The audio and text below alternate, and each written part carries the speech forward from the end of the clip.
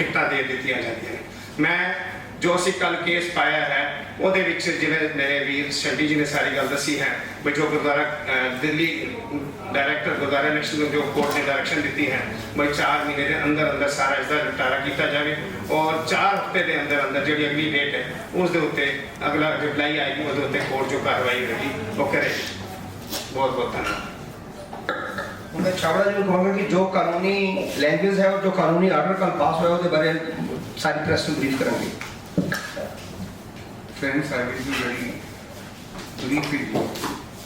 इसमें क्या होगा, जैसे हमने ये रिट पिटीशन इसमें डाली तो उसमें मेन इश्यू तो आपको हमारी फ्रेश इलेक्टोरल रोल्स का था। कोर्ट ने ओरली ये जब उनके काउंसिल से पूछा कि आपने पिछली बार एडमिट किया था कि 4 महीने में दे देंगे, तो ये सिस्टमेटिक मैनिपुलेशन क्यों हो रही है? 2010 से आप कह रहे हैं, उसके बाद जिसको जिम्मेवार बनाया जाता है डायरेक्टर को, उसको आप हटा देते हैं, वहाँ से दिल्ली गवर्नमेंट हटा देती है। और ये ट्रू रिप्रेजेंटेशन क्यों नहीं आता? फिर इसका एक बड़ा अच्छा एग्जाम्पल दिया था। इसमें हमारा एक पॉइंट तो ये था कि फ्रेश इलेक्टोरल रोल्स बनने चाहिए ताकि हमें सिखों की एग्जैक्ट पॉपुलेशन का पता लग सके for the purpose of elections as well as for their policy welfare schemes. दूसरा ये डीलिमिटाइजेशन भी हमारा एक बहुत बड़ा इशू था, जिसमें खुद ये दिल्ली सरकार के काउंसिल ने एडमिट किया था कि कहीं पे नंबर ऑफ वोटर्स बहुत ज़्यादा हैं, जैसे हमारे यहाँ सिख मेजोरिटी के एरिया है तो वहाँ पे एवरेज 15-16 हज़ार वोटर होते हैं और कई जगह जहाँ पे कम होते हैं वहाँ 3-4 हज़ार वोटर भी होते हैं। तो आप देखिए जो 16 हज़ार वोटर से जीत के आते हैं, किस्म से वो 4 सीटें जीत के आता है। तो डीलिमिटेशन भी एक बहुत अच्छा इसका इशू था जिसके लिए कोर्ट ने ओरली कहा और दिल्ली सरकार के काउंसिल ने एडमिट किया कि वी आर एट फॉल्ट। फिर जब उन्होंने लंबी डेट लेने की कोशिश की तो कोर्ट ने बड़ा स्ट्रिक्ट नोट लेते हुए कहा कि आपने लास्ट टाइम कहा कि 4 महीने के अंदर ही you are provided with the man power and proper staff, you can do it. और उसमें कोर्ट को ये भी बताया गया कि रिवीजन जो होता है उसमें फ्रेश इलेक्टोरल रूल्स में क्या फर्क होता है। जब हम रिवीजन करते हैं तो एग्जिस्टिंग हाउस होल्ड में से ही जो कोई डिसीज मतलब कि जो कोई एक्सपायर हो जाते हैं, जिनका नया बर्थ होता है उनको देखते हैं। जब हम फ्रेश इलेक्टोरल रूल्स के बारे में कहते हैं तो डोर टू डोर काउंटिंग करते हैं कि कितनी माइग्रेशन होकर सिख पॉपुलेशन बाहर से वहाँ पे दिल्ली में आई है या कितनी गई है, ताकि हमें एग्जैक्ट नंबर पता लग सके। और जैसे हमारे आदरणीय शंटी जी ने कहा, इट्स अ वेरी सैड कि हम लोग इतनी बातें करते हैं।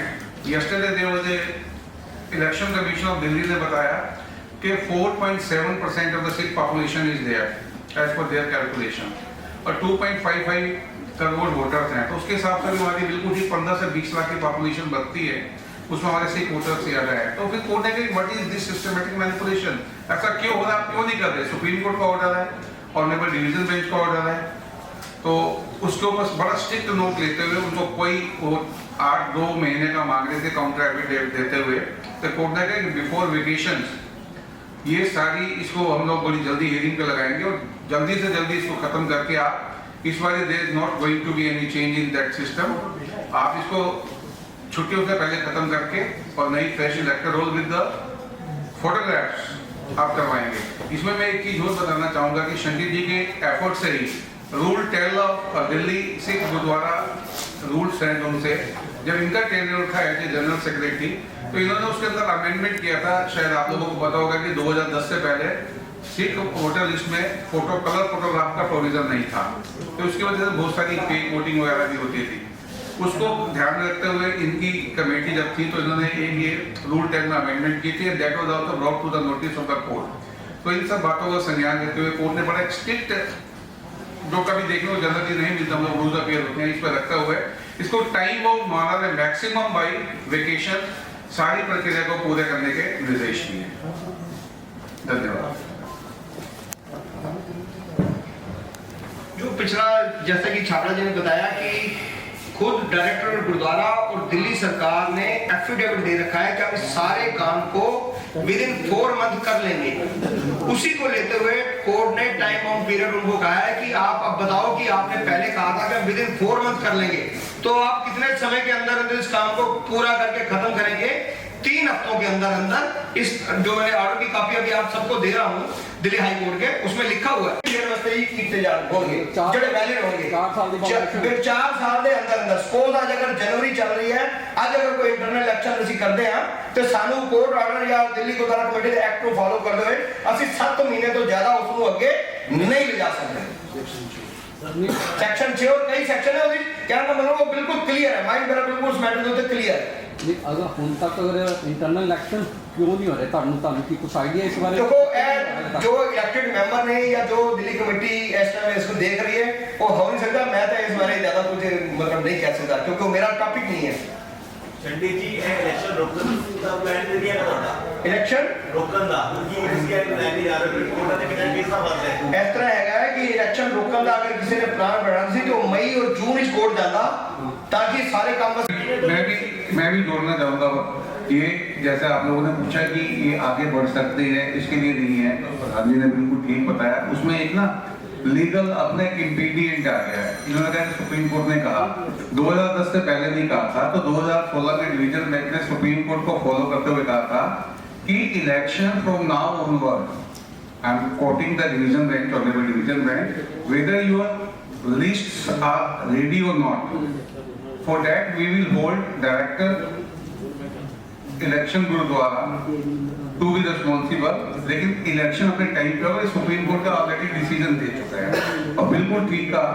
पहले आप देखिए कि 3 महीने का टाइम काउंटर एफिडेविट के लिए मिलता था, उसके बाद दूसरी पार्टी जो थी होती थी inclines, I don't want to name those parties who have been there, वो अगला 3 महीने का टाइम जवाब के लिए लेते थे, फिर 3 महीने बाद उनका वकील नहीं आता था। This is all on the record जो पिछली रिट्स लगी हुई हैं।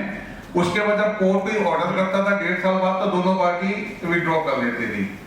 आप इस चीज को देखिए कि कितनी फास्ट स्पीडी टाइमली हुआ था। 3 हफ्ते का टाइम दिया कोर्ट ने, सारी चीजें पढ़ी है वहां पे, देखा कि इनका तरीका क्या है। That's why they have said the word systematic manipulation हो रही है इसके अंदर, ताकि ये सब यही चाहते हैं कि भले ही ना सिखों की पॉपुलेशन कितनी है पता ही ना लगेगा, वही जो आपस में मिलकर 2-4 लोग खा रहे हैं खाते हैं। ਤਾਂ 4 ਮਹੀਨੇ ਹੁਣ मैं जी गल जोड़ना बोल चाहांगा। मैं कोर्ट की जिन्नी भी प्रोसीडिंग देखी, जिन्ने भी पिछली जजमेंट्स देखियां सुप्रीम कोर्ट तक दियां, माननी ਉਹਦੇ ਚ ਮੈਨੂੰ ਇਹ ਗੱਲ ਬਿਲਕੁਲ ਦਿਲ ਦੀ ਤਸੱਲੀ ਹੈ ਕਿ ਕੋਰਟ ਸਾਨੂੰ ਇਨਸਾਫ ਦੇਣਾ ਚਾਹੁੰਦੀ ਹੈ, ਬਟ ਸਾਡੀ ਲੈਂਡ ਦੀ ਨੀਅਤ ਠੀਕ ਹੋਣੀ ਚਾਹੀਦੀ, ਜਿਵੇਂ ਕਿ ਚਾਵਲਾ ਜੀ ਨੇ ਕਿਹਾ। ਅਸੀਂ ਮਿਹਨਤ ਨਹੀਂ ਕਰਨਾ ਚਾਹਤੇ। ਸਿੱਖਾਂ ਦੀ ਐਕਚੁਅਲ ਪੋਪੂਲੇਸ਼ਨ ਅਗਰ 15 ਲੱਖ ਆ ਜਾਏਗੀ ਤੇ ਨੈਚੁਰਲੀ ਹਰ ਵਾਰਡ ਵਿੱਚ ਵੋਟਰ ਵਧੇਗਾ।